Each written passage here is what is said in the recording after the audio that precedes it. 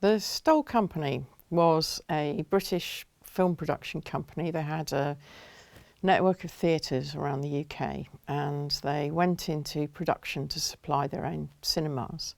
And they decided to commission a series of adaptations of Conan Doyle's classic Sherlock Holmes stories. They licensed the stories from Conan Doyle himself. Now, he had allowed one previous series to be made by a French company, but they hadn't done very many of them, and they'd sort of come and gone without much notice, and he thought he should be getting, I think, probably more money also for his story adaptations. So he was very happy when Stoll came along and they did a deal. He had to buy back the rights from the French and license Stoll to produce eventually three series. They started off with one to see how it would go, and then they followed it up with two further series and a couple of feature films, one at the very beginning and one at the very end. So this whole production cycle went over 1921 to 1923. They got a star actor in, a famous theatre actor, Eille Norwood, and he became really an important figure in how Sherlock Holmes was represented on the big screen. Conan Doyle liked him a lot, thought he worked, his physical kind of demeanour was very good. He kind of reflected the kind of illustrations that people knew and loved about Sherlock Holmes, and he had the right kind of level of gravitas, and was also famous for being able to disguise himself and could take off the disguise down to his already, costume as Sherlock Holmes, not to Eille Norwood. So that was quite clever. And he does this in many of the different episodes. So these are classic two-reelers, as they're called in the business, and they're about between 25 minutes and 30 minutes long. So they would be incorporated into the cinema programme, which might have a bit of newsreel or something at the beginning. Then you'd have your short film, and then you might have a longer film. And they played all over the UK, and people did clearly look forward to them coming out. They were quite successful and very useful for the exhibitors as kind of programme fillers, if you like. So they were not only popular, but useful. Amazingly, we have all of the episodes of the Stoll 3 series of Sherlock Holmes adventures, and we have the 2 feature films, The Hound of the Baskervilles, made in 1921, and The Sign of 4, made right at the end in 1923. But the reason we have the whole lot is because they were archived very, very early by the company.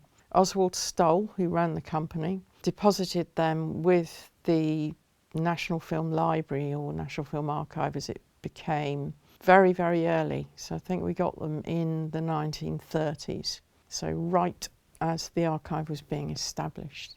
I think this was partly because he was supporting the idea of there being a National Archive for film works, and because there was really no application for silent films in the 1930s. So he was very happy for someone else to take on the expense of looking after them. Yeah, so it's a huge, huge restoration project, one of our most ambitious, and because there is well over 20 hours of film, you can imagine this is the equivalent of doing several feature films. We have constructed a large project for which we needed extra special help, certainly in terms of funding support. We're very lucky that we've been able to work with Iron Mountain, and they've been very willing to help. Again, I think possibly the Sherlock Holmes name kind of carries, they're bound to be interesting and popular. And they've been fantastic in supporting the project. We have others as well, and support for the music, because these are silent films, they need musical accompaniment, and so we needed extra support with that.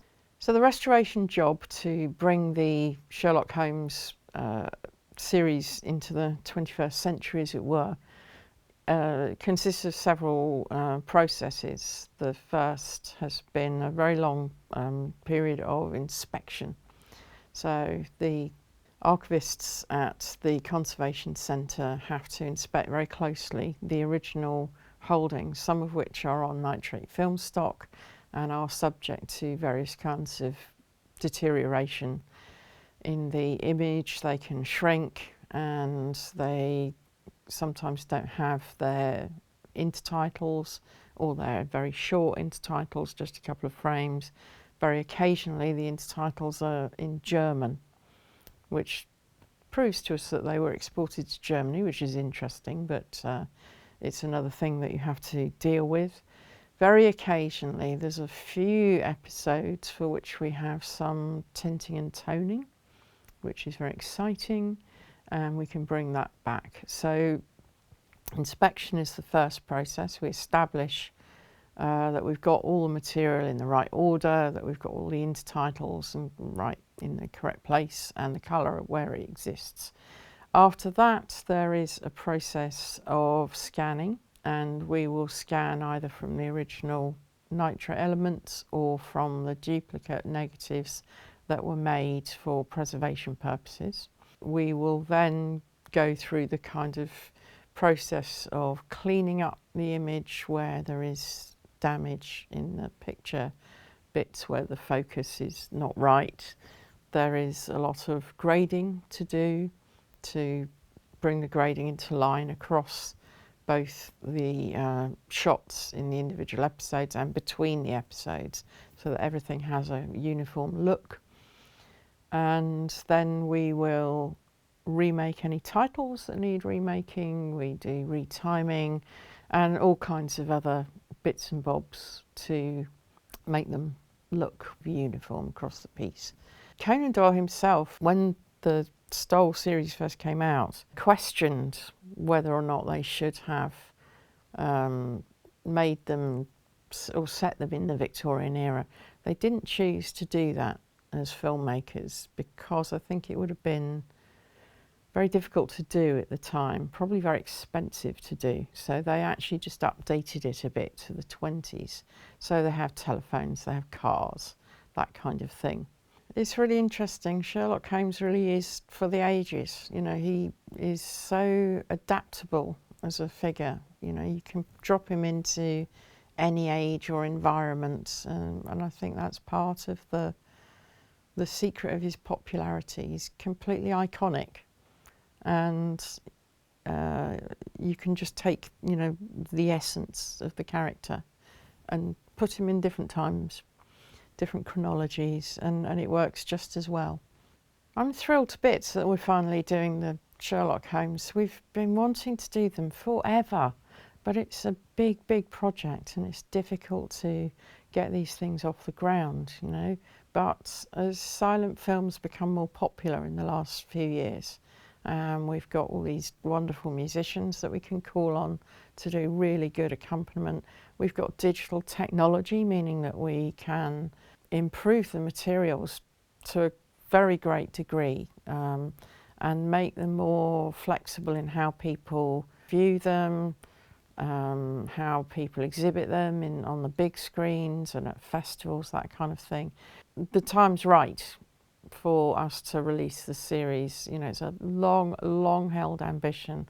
It's also the very last of the silent Sherlock Holmes works that were produced in the silent era to be restored.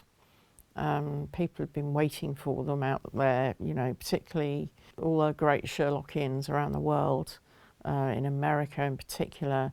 They've been waiting to see this series forever.